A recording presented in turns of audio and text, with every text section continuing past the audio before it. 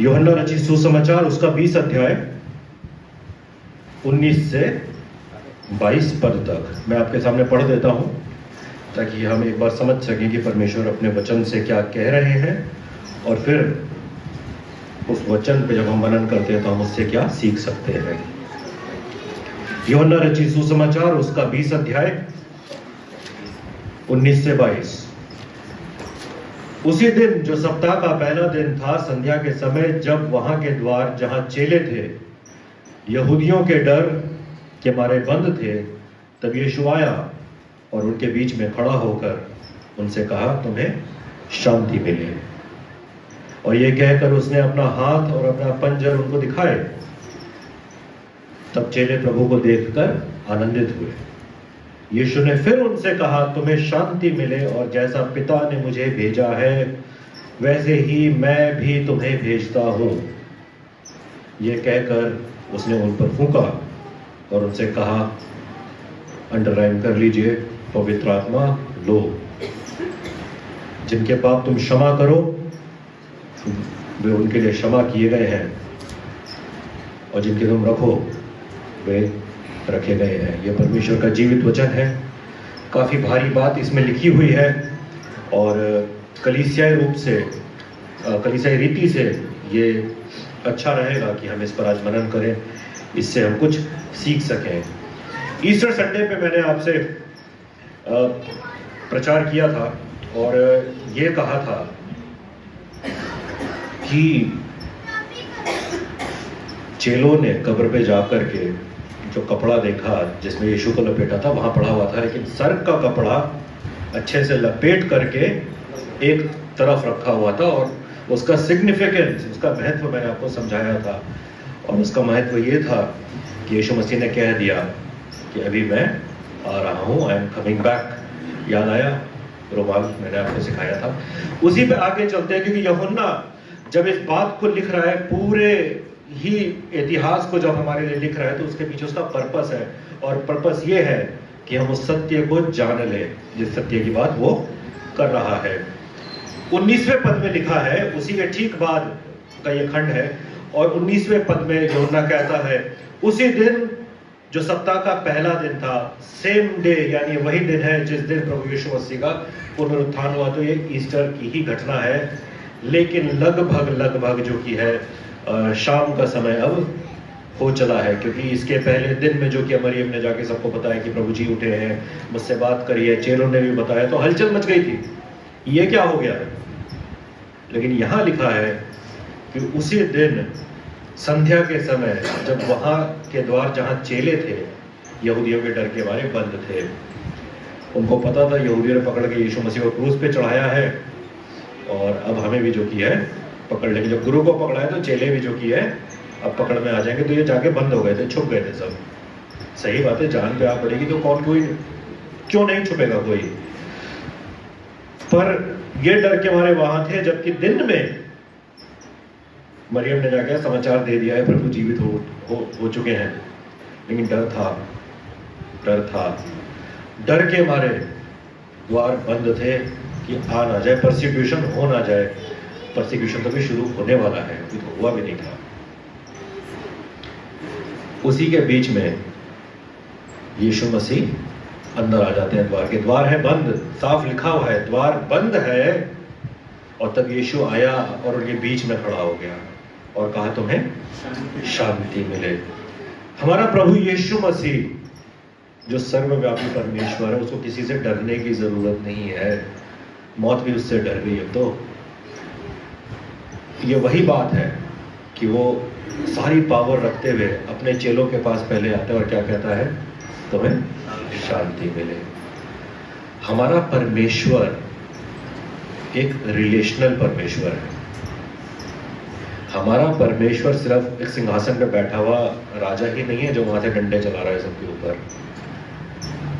वो जानता है कि उसके लोग किस डर में पड़े हुए हैं, किस तकलीफ में पड़े हुए हैं। तो इससे पहले कि उनके डर का वो समाधान करे, उनकी सारी समस्याओं को वो ठीक करे, पहले कहता है तुम्हें शांति मिले। वो जानता है कलीसिया यानी उसके लोग उसके अपने चेले जिन्होंने उसके साथ समय बिताया था, पूरा उसको साक्षात देखा था, उसके साथ खाए थे, पिए थे, मछली भी पकड़े थे, डरे हुए थे। और वो क्या कहता है, तुम्हें शांति मिले। पहले वो शांति स्थापित करता है, आते ही सीधे प्रचार नहीं करने लगता, देखो मैं जिंदा हो गया, तुम्हें शांति मिले। यीशु मसीह का जब पुनरुत्थान हुआ, जब कब्र पर जो कि महिलाएं गई, चले गए, तो क्या हुआ था, कब्र का पत्थर लुढ़का हुआ पाया गया था। और मैंने आपसे कहा था वो इसलिए नहीं लुढ़काया गया था कि यीशु मसीह बाहर निकल जाए, वो इसलिए लुढ़काया गया था ताकि हम जो अंदर जा नहीं सकते थे, अब अंदर जाके देख लें कि वो तो वहां है ही नहीं। उसको पत्थर लुढ़काने की जरूरत नहीं थी, वो आर पार हो सकता था उस पत्थर के। वो पत्थर लुढ़काने के बाद थोड़े बाहर निकला, वो तो निकल गया था बाहर, तो मुक्तित परमेश्वर। वही बात यहाँ फिर से होती है, अगर आप गौर करें कि वो दरवाजे बंद थे और वो उनके बीच में आके खड़ा हो गया और ये नहीं कहा, ये देखो मेरी पावर, मेरे चेलों तुम्हें शांति मिले। कलीसिया चर्च इतिहास हमें यह बताता है कि जब ईस्टर मनाया जाता था, यानी रिजरेक्शन संडे इतिहास में, तो पूरे हफ्ते मनाया जाता था। सिर्फ उस दिन की बात नहीं थी कि ईस्टर हुआ उसके बाद बिरयानी खा ली। भाई साहब कैसी थी बिरयानी, खुश है? सिर्फ संडे की बात नहीं थी, पूरे हफ्ते ईस्टर पे तो शुरुआत होती थी। और उसके बाद जो संडे आता था, यानी जो आज मना लीजिए या 2 हफ्ते के बाद का संडे, उसको कहते हैं लो संडे। लो संडे क्यों? क्योंकि जितना उत्साह होता था लोगों का, ठंडा पड़ चुका होता था, लोग थक जाते थे, उसके बाद संडे को चर्च में कोई दिखता ही नहीं। पूरे हफ्ते जो कि पार्टी चली है, लो संडे, क्योंकि जितना सेलिब्रेशन होना था वो हो चुका, खूब प्रेज द लॉर्ड हो चुका है। लेकिन आज खुशी की बात है, देखिए ना, कोई रो खाली नहीं है इस चर्च में आज भी। ये कलीसिया प्रभु को प्यार करती है, ये इस बात का प्रमाण है। भाई साहब कह रहे थे हाँ गुड फ्राइडे और ईस्टर जितनी भीड़ नहीं है, लेकिन फिर भी प्रभु के वफादार यहाँ पर है। इससे कम से कम आप अपने जीवनों को तो देख सकते हैं और समझ सकते हैं कि आप प्रभु के साथ चल रहे हैं। जो नहीं आया किसी परिस्थिति के कारण समझ में आता है, परंतु अगर आप किसी ऐसे को जानते हैं जैसे गुड फ्राइडे, ईस्टर और क्रिसमस पे दिखता है, तो गौर कर लीजिए कौन है वो, और उसको पकड़ लीजिए, फोन कर लीजिए, भाई कहाँ हो? प्रभु सिर्फ ईस्टर के लिए तो नहीं है, या एक हफ्ते की पार्टी और सेलिब्रेशन के लिए तो नहीं है। जब उत्साह ठंडा पड़ने लगे, जब त्योहार खत्म हो जाए, या जिंदगी की परिस्थितियां फिर दबाने लगे, भाई साहब जैसे आपके फैमिली में इस पूरे हफ्ते हुआ है, वो पुनरुत्थित परमेश्वर इस संडे भी, चाहे 1 हफ्ता बीत जाए चाहे 2 हफ्ता बीत जाए, वो परमेश्वर क्या कहेगा? आपके परिवार से भी कहेगा तुम्हें शांति मिले। वही परमेश्वर जिसने उस समय कहा तुम्हें शांति मिले, आज आपके कलीसिया में ठीक 1 हफ्ते बाद, 2 हफ्ते बाद, 1 महीने बाद भी वो कहेगा तुम्हें शांति मिले, तुम्हें शांति मिले। जिंदगी की परिस्थितियां आएंगी, दबाएंगी, और आप ईस्टर की खुशी और उसका मैसेज भूल जाएंगे, लेकिन परमेश्वर ना तो बदलेगा, ना वो सोएगा, ना वो ऊँगेगा, क्योंकि वो परमेश्वर आपका परमेश्वर है, वो परमेश्वर इस कलीसिया का परमेश्वर है। ये संडे इस कलीसिया के लिए लो संडे नहीं है, यहाँ का मूड लो नहीं है। इस कलीसिया में परमेश्वर विराजमान है उसी जगह पर जहाँ उसको होना चाहिए। अच्छी बात है ना? अपने परमेश्वर के लिए ताली तो बजा दीजिए। आपसे प्रेम करता है, उस खुदा की तारीफ करिए। आपकी समस्याओं को वो जानता है, दुख उसने क्रूस पर उठाया, पुनरुत्थित वो हुआ, और आके फिर कहता है तुम्हें शांति मिले। ऐसा है हमारा परमेश्वर। आपके जीवन की परिस्थिति में आगे देखिए, और क्या कहता है 20वें पद में, और यह कहकर उसने अपना हाथ और अपना पंजर उनको दिखाए।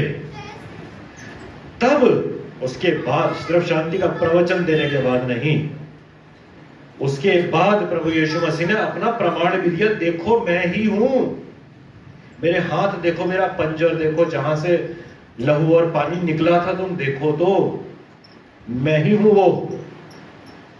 प्रवचन देने के बाद तुम्हें शांति मिले। उसने प्रमाणित भी किया, जो प्रवचन दे रहा है वो सच में परमेश्वर है।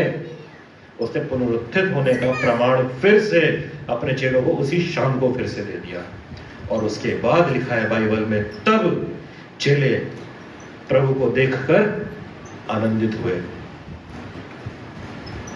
आजकल व्हाट्सएप का जमाना है, कितने लोग व्हाट्सएप चलाते हैं?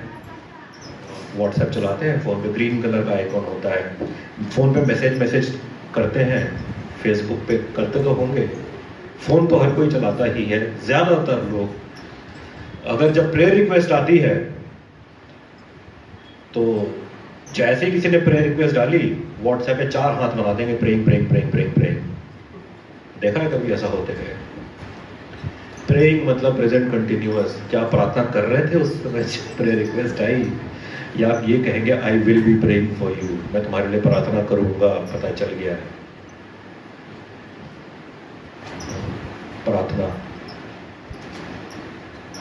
लेकिन यहां लिखा है यीशु मसीह ने पहले अपने आप को प्रमाणित किया। सिर्फ प्रवचन नहीं दिया। बड़ी इंपॉर्टेंट बात है, आप समझिएगा। जब समस्या में लोग कहते हैं ना प्रेइंग, मुझे नहीं पता कितने लोग सच में प्रार्थना करते हैं, प्रेइंग करके फिर वो आगे बढ़ जाते हैं अगला चैट पढ़ने के लिए।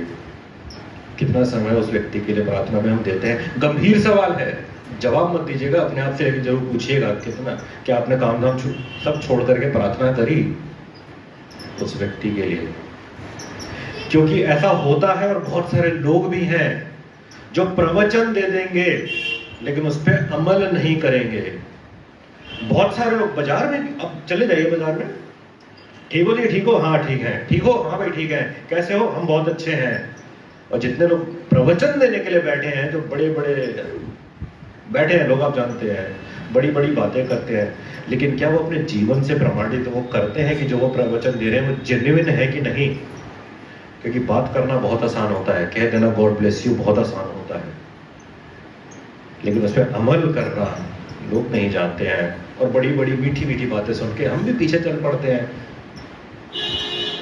मैंने कहा था आपसे, पाम संडे को कोई भी खड़ा हो जाएगा नया बाजार में, और एक बाजार में नया बाबा आ जाएगा।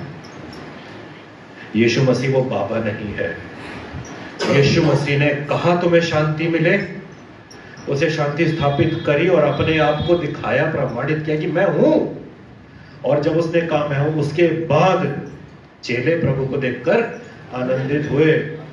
हमारा परमेश्वर सिर्फ एक कथा नहीं है, आज भी वो जीवित परमेश्वर है। इसलिए जब परमेश्वर का वचन आपसे कहता है, भाई साहब आपसे कहता है कि तुम्हारे परिवार में शांति मिले, तो वो शांति स्थापित करेगा, क्योंकि उसने प्रमाणित किया है।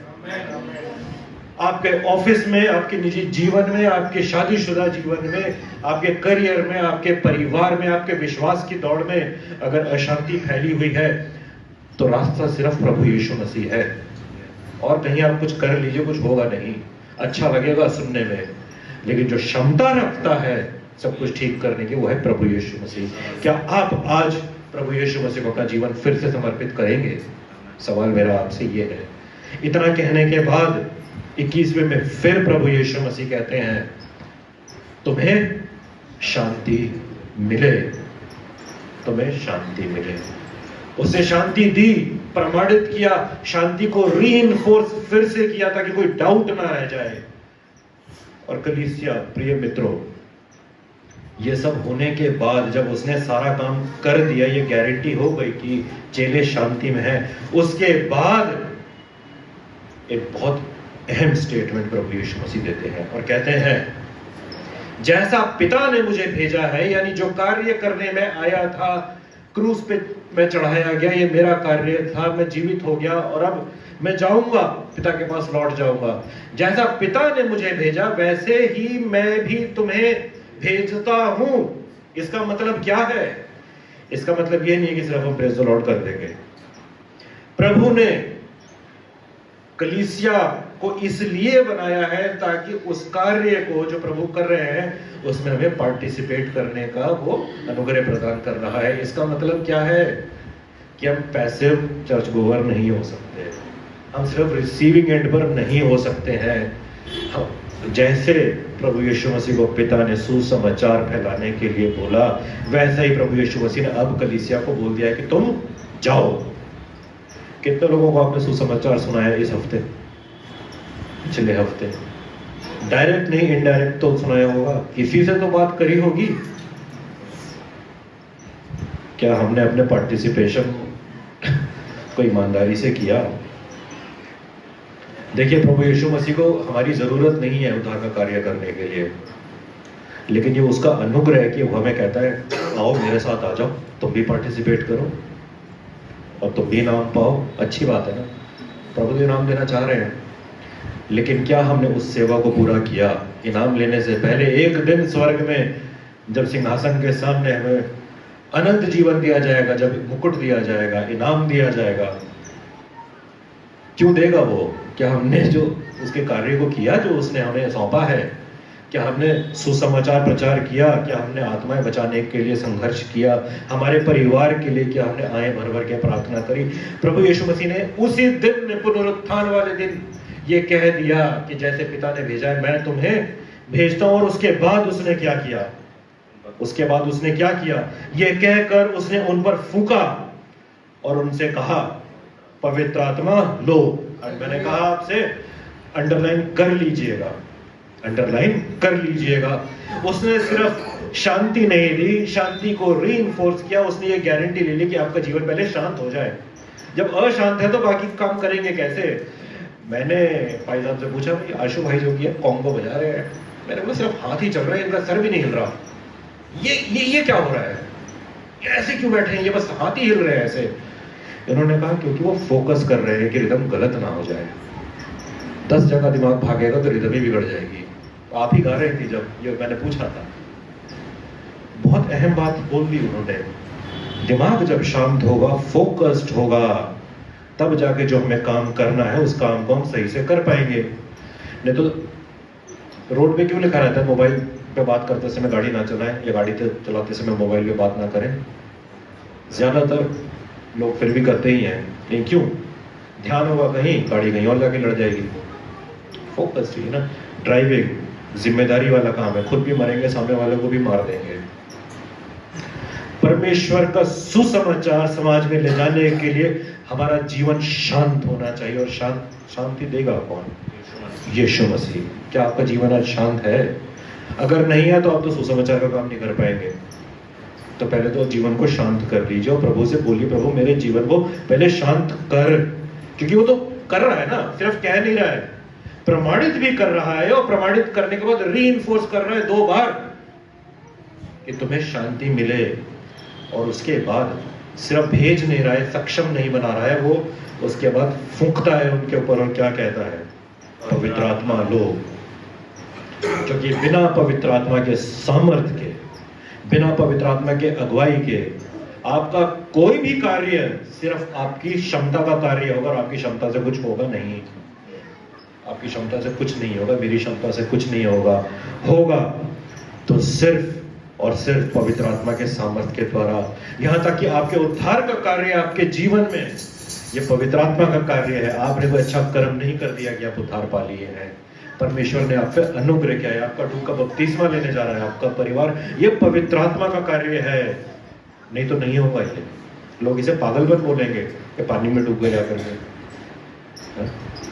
ये पवित्र आत्मा का कार्य है। बहुत अहम बात है, बहुत अहम बात है, समझिए इस बात को। रेफरेंस के लिए उत्पत्ति 3 और 7 में इस प्रकार से लिखा है। बाइबल देखिए, स्क्रिप्चर इंटरप्रेट स्क्रिप्चर। बाइबल अपने आप को डिपेंड करती है, कोई फिलॉसफी की जरूरत नहीं है। उत्पत्ति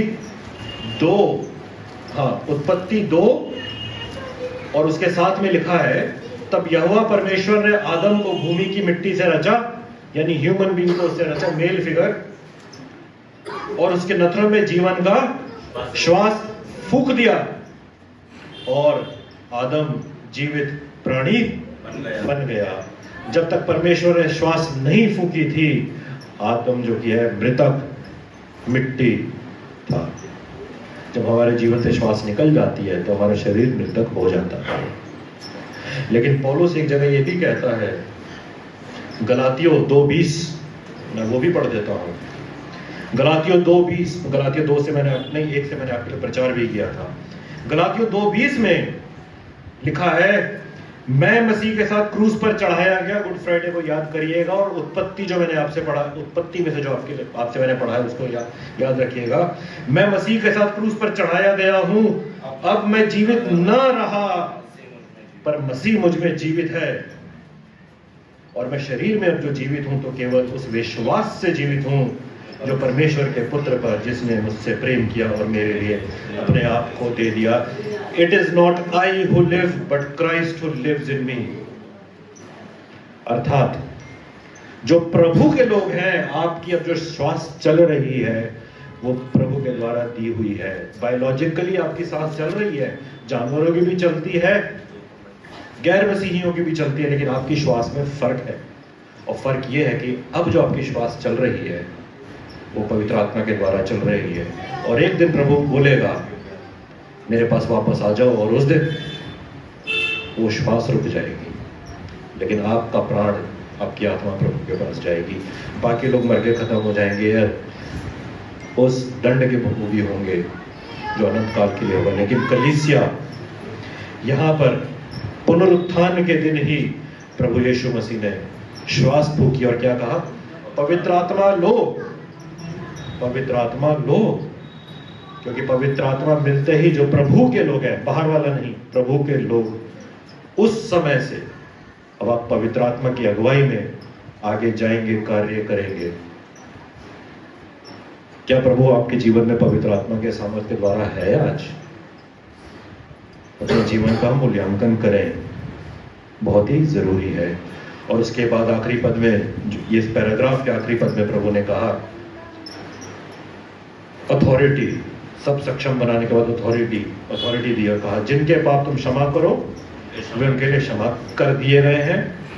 करने वाला प्रभु, करो तुम, प्रभु कर देगा। क्योंकि तुम्हारे क्षमा करने से नहीं होगा, क्योंकि अब पवित्र आत्मा तुम में वास करता है, तो जो प्रभु का कार्य तुम करोगे वो पवित्र आत्मा तुमसे करवाएगा। तो क्या हम पवित्र आत्मा की अगुवाई में चलेंगे? लेकिन आगे ये भी लिखा है और जिनके तुम रखो वो रखे गए हैं, पर हम रखेंगे नहीं क्योंकि हम पवित्र आत्मा के द्वारा चलाए चल रहे हैं। अगर तुमने रख लिया तो ये क्वेश्चन मार्क है कि चेक कर लो कि पवित्र आत्मा चल रहा है या कौन चला रहा है।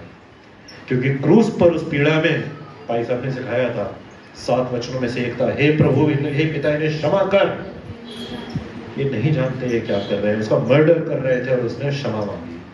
तो हम जब उसके लोग हैं, उसके ही कार्य में हम पार्टिसिपेट कर रहे हैं। अब डूब का बपतिस्मा लेने जा रही हैं, डूब का बपतिस्मा प्रभु ने भी लिया था, उसी के मार्ग पर चल रहे हैं। तो क्या आप क्षमा करेंगे कि नहीं करेंगे? जब आप क्षमा करेंगे तब तो समाज में माफी आएगी। क्या आप क्षमा करेंगे? पुनरुत्थान के दिन आप ये मत समझिएगा कि पेंतेकोस्त के दिन पवित्र आत्मा उतर आया, पवित्र आत्मा तब मिला। यहां साफ लिखा हुआ है उसी दिन प्रभु ने, उसी दिन पवित्र आत्मा दे दिया। पहले लॉ था, कानून था, परमेश्वर का राज्य। फिर प्रभु यीशु मसीह जितने समय था उस समय पुत्र का राज्य।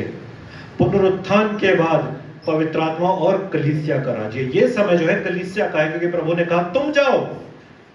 ये समय जो कि है पवित्र आत्मा कार्यरत है, ये समय जो कि है कलीसिया कार्यरत है। भाई साहब, क्या आपकी कलीसिया सुसमाचार के लिए कार्यरत है?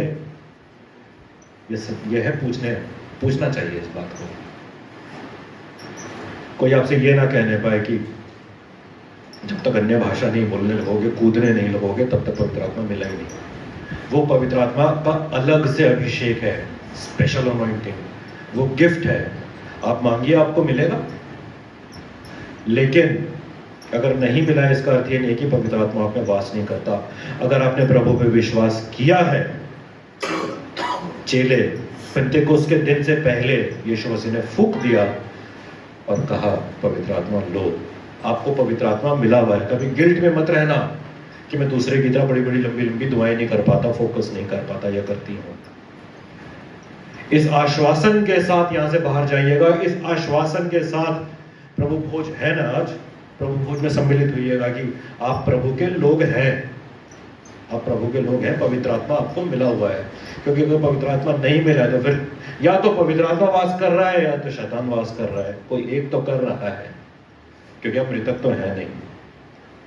मैं आपको बता दूं, शैतान कान में फुसफुसाएगा कि तुम बड़े भयंकर पापी हो, पर ऐसा नहीं है।